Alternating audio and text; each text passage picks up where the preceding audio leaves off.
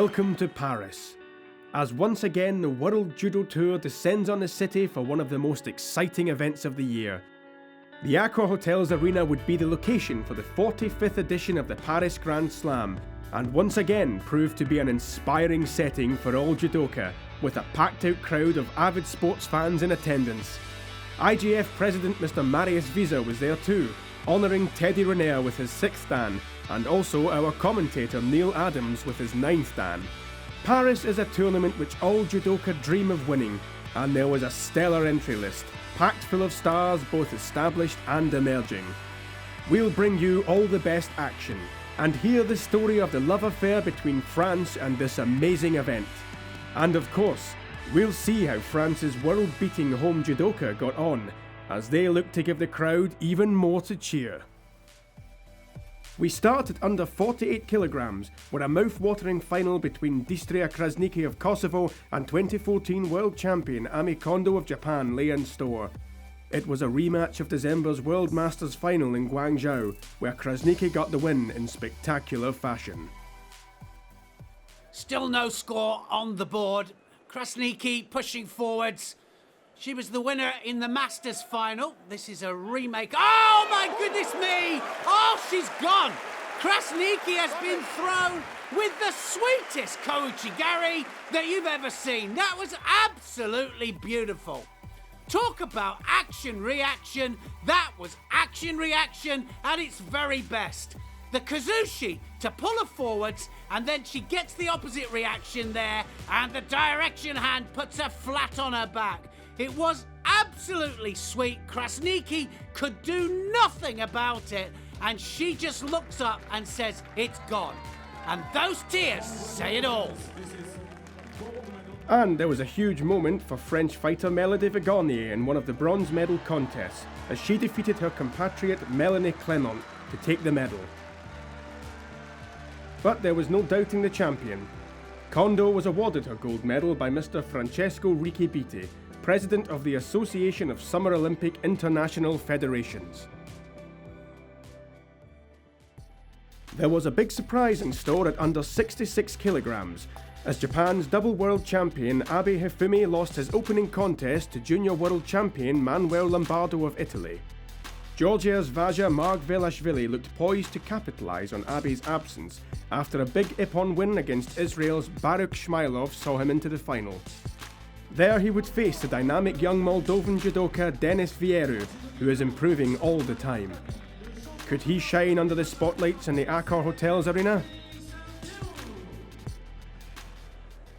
Vieru absolutely having the day of his life.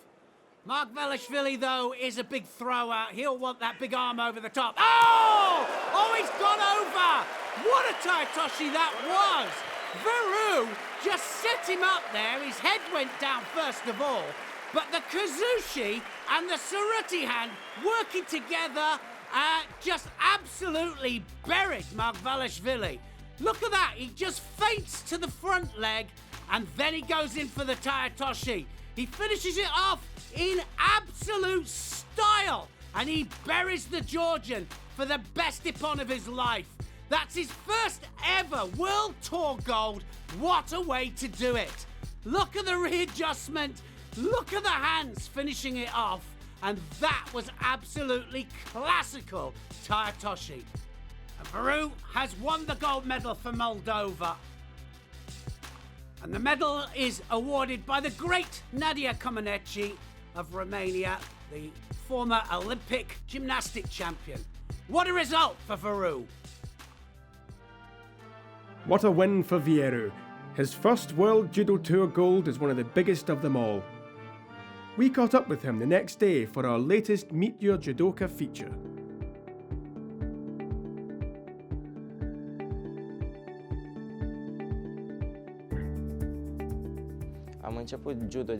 I started judo in my childhood, when I was 7 years old.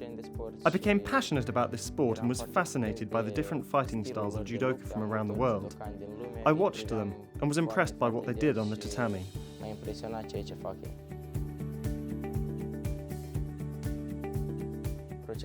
My favourite throw is taitoshi, which is spectacular and very, very effective.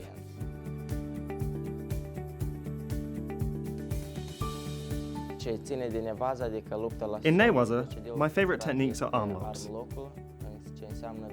They've brought me many victories, and I will continue to use them in the future.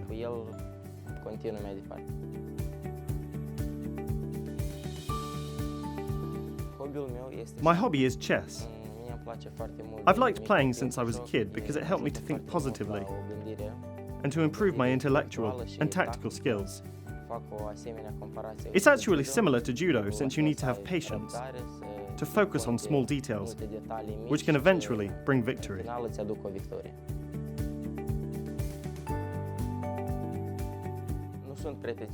I'm not too fussy when it comes to food, but I like salads, especially warm salads and also meat, any kind of meat.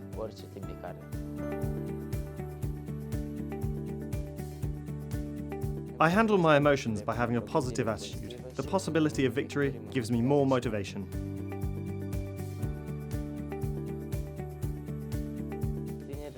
For young judoka, I would advise patience and not to lose heart. Just move forwards all the time and keep training harder and harder.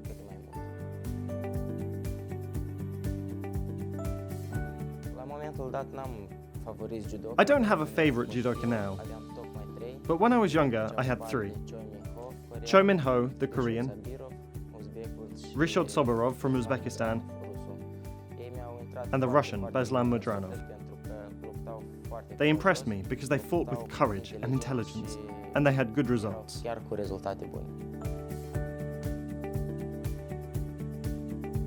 Judo is a sport for strong and courageous people, where respect and friendship are most important values. At under 73 kilograms, Japan's former world champion Hashimoto Soichi was looking for a return to winning ways.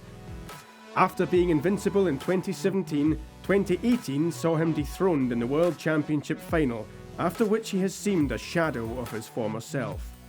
But in Paris, we saw a glimpse of the old Hashimoto, as he made it through to face Mongolia's Sogbatar Sendochir in the final. Could Hashimoto dispel the curse of 2018 with a big Grand Slam win at the start of 2019? Hashimoto's got to do something, because one more penalty and it'll be all over for him. Now then, Sumigaeshi, oh! Wow, Sendochir did the Sumigaeshi, but he got counted by Hashimoto for a wazari. Great tewaza that was from Hashimoto. Here's the Sumigaeshi. A nice technique, but it's still in motion and still going, and good hand control there from Hashimoto. And he gets the score. Now 22 seconds left on the clock, and Sendochir is going forwards. Hashimoto, Taitoshi, and he scores! He gets the ippon. And actually, Seotoshi was the technique. It went towards the ground. He drove him inwards. And, well, some people in the crowd there, obvious supporters, are just very, very happy with that. Hashimoto produces, in the end, he had a bad 2018, lost a couple of times, but now he's back. And I've got to say that he did this one in style. Look at that Seotoshi there, drove downwards there, and again, the hands were perfect. He finishes it off, and he gets the ippon. It was a real opportune moment there. He just drove his opponent downwards there, and Sendochir just couldn't do anything about it. He fought really well up till then, but he was beaten well by Hashimoto, and Hashimoto is well and truly back. The man on form at under 81 kilograms is Sagi Muki of Israel. 2 weeks ago, he started the year in the best possible way, with a spectacular gold on home soil at the Tel Aviv Grand Prix. In Paris, Muki picked up exactly where he left off, throwing big for ippon. None could withstand the onslaught, as the knowledgeable French crowd were treated to an exhibition of throwing skills from the Israeli. This enormous Sode Tsurikomi Goshi against Matthias Kassa had the Belgian almost vertical in mid-air. After yet another ippon against Kazakhstan's Ruslan Maseyev, Muki was through to the final. There, Germany's Dominik Ressel had the difficult task, of stopping him. Mookie absolutely on scintillating form all day, and he's just carried on from Israel. Oh, look at that! Oso Gary takes wrestle over. What a wazari that was. And I was just about to say, he can go left and right, and he's been scoring left and right Sodi and Osoto all day. And that one takes wrestle over. Now Wrestle has to come back, but he's very, very cagey, Wrestle! Now is that all over? I don't think it is. I think that his elbow was in the way there, and it's gone to referee commission as to whether that was the second wazari. Osotagari again, and this time Wrestle manages to do a full turn and lands on his front. It's been disallowed, and so Wrestle, he has a chance to come back. Now what's going to happen? Oh my goodness, he's taken Mookie back, and he gets the ippon. That was a great counter-attack there from Wrestle. Wrestle was waiting for his moment. It was just one technique from Mookie that wasn't as strong as usual, and Wrestle takes advantage of it. Look how he directs his shoulders onto the mat there. Mookie, well, he lost it, and it was just a mistake, I'm sure. But you've got to give credit to Wrestle, because Wrestle was waiting for that one moment, and he took it, and he took the great Mookie over, and he scored, well, probably the best ippon of his life there in the Paris Grand Slam final. At under 90 kilograms, 2015 world champion Guak Dong Han made it through to the final. His best moment coming at the semi-final stage where the South Korean threw Japan's Nagasawa Kenta for ippon with a Sotogari. Lying in wait for Guak was Islam Vozbayev of Kazakhstan, who had upset the odds to make it to the final, but nevertheless did so in style with big ippon wins against Edward Triple of Germany and Mukai Shoichiro of Japan. We joined the contest with Guak in the lead thanks to this wazari score. Well, Guak, always looking for the ippon.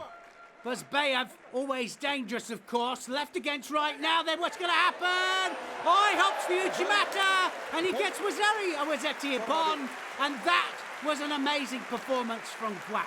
He came out absolutely expecting to win this. He went a wazari up, and now with this Uchimata here, he hops it through. It was against a left-hander, so opposite stance. So he starts with the support foot on the outside, hops it central, and he goes the safe way. But the safe way was the good way here, because his hands made sure that he got the wazari, Hawazeti ippon, and the win. The over 100 kilogram division saw Olympic silver medalist Harasawa Hisayoshi of Japan contest the final. His best moment, an Uchimata ippon against world silver medalist Ushangi Kokoari of Azerbaijan. South Korea had another chance for gold as facing Harasawa was Kim Sung-min. Kim has been all-out attack today. He really has. Harasawa's been on good form as well. But, well, Harasawa, poor Uchimata, and he gets punished by Kim. Kim was just waiting for that, and he just drove Harasawa onto his back. That was a really good performance from Kim, because he can be frustrating if he doesn't attack. Today it's been totally different. Look at that drive. Look at the Tewaza. Look at the absolute direction he gets there with it. An Uchimata that doesn't quite get the lift. And he collapses onto that support leg, Harasawa, and now he's going only one way. Harasawa's going onto his back, and Kim is going to win the gold medal for Korea. A brilliant performance, and he did it all the way through the tournament. But there was some consolation for Japan, as Kageura Kokoro took one of the bronze medals, felling Henk Grol of the Netherlands with a stylish foot sweep. With such an incredible standard of judo on display, making a list of the top ippons from Paris was a difficult task indeed. So, we've limited our selection to the top ippons from bronze medal contests. Our number 3 ippon coming as Canada's Catherine Boshimin-Pinard and Japan's Nabikura Nami faced each other at under 63 kilograms. Nabikura dominating the grip, and Boshimin-Pinard has to snap that grip off. That sleeve, oh, well, I was gonna say that sleeve being dominated, and that's why she had to snap it off. Beautiful there, talk about an action-reaction there, and, well, it was an ashiguruma, wasn't it, that? Right the way over, what an ippon that was. Israel's Lee Kochman and Hungary's Toth Christian met for one of the under 90 kilogram bronzes in a match that produced our number 2 ippon. They both know the danger here now. 2 shidos each, one more, and it's not the way they want to go. So they've got to put an attack in. Oh, and he does. Look at that. Toth goes in with the Seanagi, reverse Seanagi, drops right the way between the legs. Look at the drive he gets from the legs there, and he goes right the way over for a full ippon. Beautiful stuff there from Toth, and he wins the bronze. And look at the crowd here, really appreciating good judo. Ippon 1 came as Israel's Baruch Shmailov took on Abe's conqueror, Italy's Manuel Lombardo, at under 66 kilograms.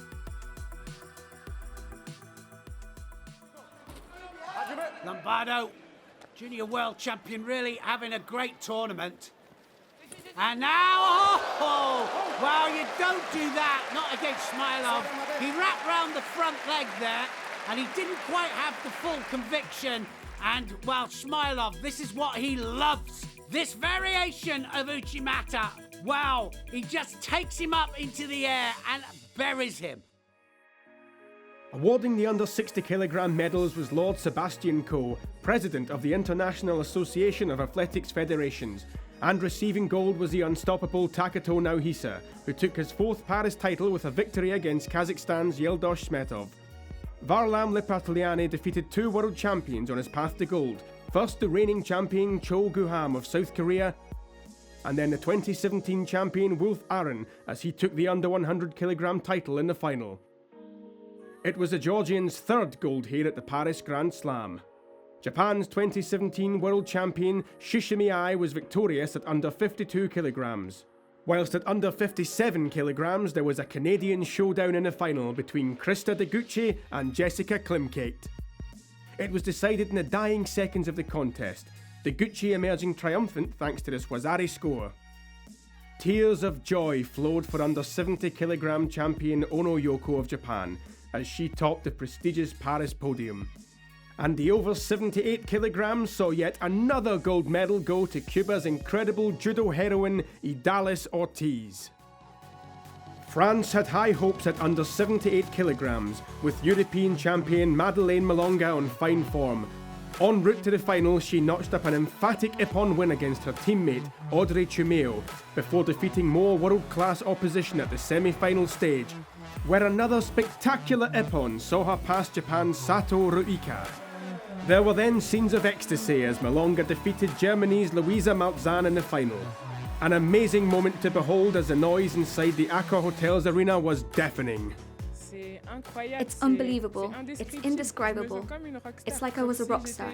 A singer like Beyoncé in here with everyone shouting, "Madeleine, Madeleine." It was amazing. So, a special sight as the crowd joined together for a rendition of La Marseillaise. The Paris Grand Slam truly is a special event. We spoke to the chief editor of France's biggest judo magazine, Emmanuel Charlot, about this unique sporting spectacle and about judo in France. I'm Emmanuel Charlot. I'm the founder and chief editor of a magazine called L'Esprit du Judo, which has been the main judo magazine in France for over 10 years. Before that, I worked for the French Judo Federation on a magazine which was called Judo Magazine. So it's been over 30 years that I've followed French judo with love and passion. The history of French judo is very long and very rich. Perhaps a decisive moment was the arrival in France of a Japanese who was called Mikunosuke Kawaishi, and who was the founder of French judo, and he brought the expertise from Japan to France. There's also the fact that in France, judo has been led by an intellectual elite. So that is why we see judo slightly differently. For us, it's not just a sport, it's first and foremost a culture, and that is the balance of judo in France. A great federation, a great sporting discipline, but firstly with judo culture at heart. We have great ambition for judo. The Paris tournament, now the Paris Grand Slam, is a love story between the French public who love judo and this event which was born in the 70s, in 1971. The first time it was held we had Shozo Fuji, and this was the first time we saw this judoka here in France, because back then it wasn't so easy to travel. So it brought Japanese judo to the heart of Paris. Initially, the Paris tournament was in a small hall called the Palais du Sport de Coubertin. There were 5,000 seats. It was amazing. It was full of people inside, and outside there were crowds of people who couldn't get in. It was boiling hot inside. It was really something, the Paris tournament at Coubertin. And it got even better once it came here to Bercy, because this is a huge arena, which we fill every year. I think it's probably the event with the largest number of spectators, and they are knowledgeable spectators. They are known for that. They love judo. They love good fighters. Of course, they come to see French judo, but also they like to watch big international names that come here to Paris. They love good judo. In France, the French Judo Federation must be the third or fourth biggest in the country in terms of numbers. But in fact, judo is the second biggest sport, perhaps even joint biggest. We have football for kids and then judo. And judo is the foremost educational sport in France. Everybody has done judo in France. Everybody. 1 year, 2 years, 3 years, 5 years. So here we have parents, kids, we have clubs that come with maybe 10 people. There's the super fans who have been coming for over 30 years. It's the whole history of French judo which is on display for 2 days here in Bercy. We finish at under 63 kilograms, where one of France's very best judoka was in action. Clarisse Agbegue-Nanou is on top of the world at the moment, and last year became a triple world champion. In Paris, her rivalry with Olympic champion Tina Tursteniak was once more renewed as the Slovenian would meet her in the final. Together they've contested Olympic and World Championship gold, and now another clash lay in store. With these two judokas so evenly matched, there was no breakthrough in regular time. So, let's join Neil to see what happened in Golden Score. This has been an absolutely amazing match. 2 Shidos on the board. They know they've got to go for it. And, well, the second's just going up there. Tursteniak has really taken the fight to Agbegue-Nanou. And I thought, oh, now then! Oh, she's stolen it! Agbegue-Nanou has shown that she can dig deep. And she had to dig deep because Tursteniak, well, she took the fight to her and she hasn't been close for a little while. But certainly at this tournament she has been. She took the fight to Agbegue-Nanou. Agbegue-Nanou had to dig deeper than she has had to, well, for 2 years. And Tursteniak, big smile there. She holds her hand up and says, that was amazing. And the medals are presented by the Minister of Youth and Sport, Ms. Roxana Maracineanu of France, and she delivers the gold medal to this great champion. And what a tournament she has had. Quite clearly, number 1 in the world. So once again, another thrilling Paris Grand Slam draws to a close as the 2019 World Judo Tour is now in full flow. In 2 weeks' time we have another Grand Slam to bring you, this time from Dusseldorf, as it's Germany's turn to show their love for the sport of judo.